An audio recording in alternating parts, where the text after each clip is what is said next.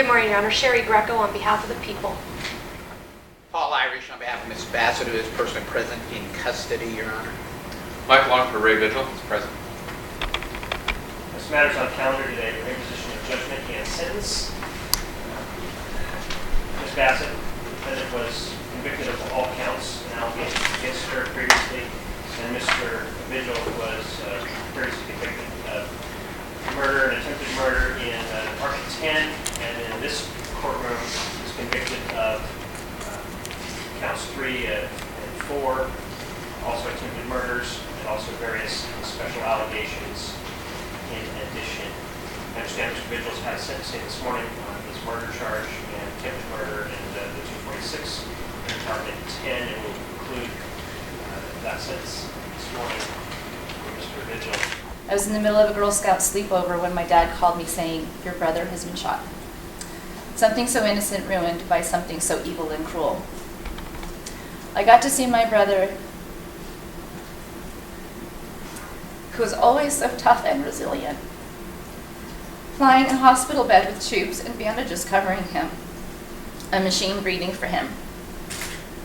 It was at that moment when he truly became my hero, because he fought for his life and won.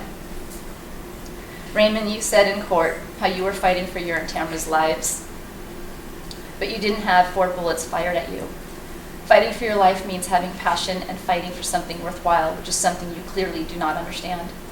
You only fight to end lives, and you only have yourselves to blame for you being here.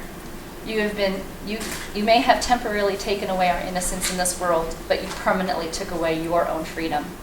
After that knock on the door at 3 a.m., all I wanted to do was get in the car and drive like a maniac to Elk Grove to be with Allison. And to hold her tight as I could, to hold her tight as I could without ever letting go.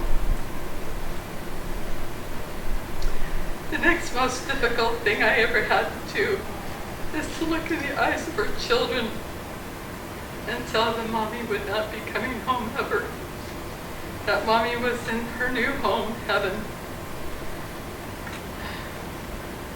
Then we had to tell her siblings and the rest of the family members and friends. I have visual memories I will never be able to erase. Seeing our beautiful daughter Allison for the last time at the funeral home before she was laid to rest.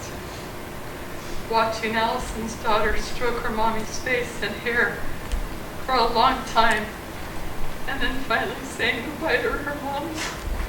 Raymond, Tammy, even though I still have the ache in my heart and that I will forever miss Allison, I could honestly say that I forgive the both of you. And I can only do this because of the peace I have received from my Heavenly Father. Maybe years from now they will think about this in a different way, but now I think it's wasted on them, and they're going to spend the rest of their lives in prison. They will never be free again. But I want to make a few remarks just to the survivors, to the people who were in the garage that night.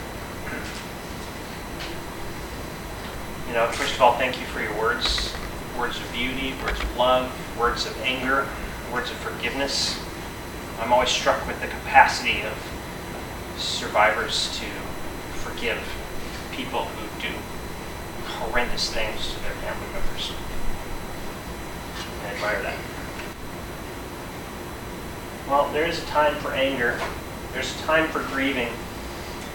And one day there's going to be a time for healing.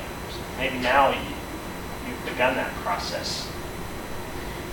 And there's a time to honor the dead. There's a time to honor the wounded. And I hope that you take out of this that life is so precious. Life is a gift that you have.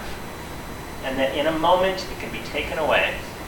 And I hope that when you leave here, you will, at some point in this process, engage in the world again.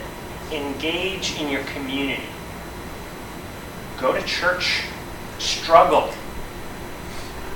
engaging in community organizations, struggle with the question of why. Why did this happen? I think that's a healthy struggle to have.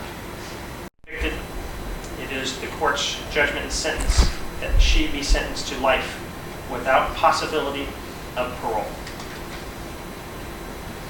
It is further the sentence that pursuant to 186.12022.53E, that she be sentenced to 25 years to life. Your total sentence, Mr. Vigil, from this court is life without parole plus 110 years to life. Same parole rights would extend to you if you were ever paroled, which you're not eligible for under the convictions. You would be on parole for the remainder of your life.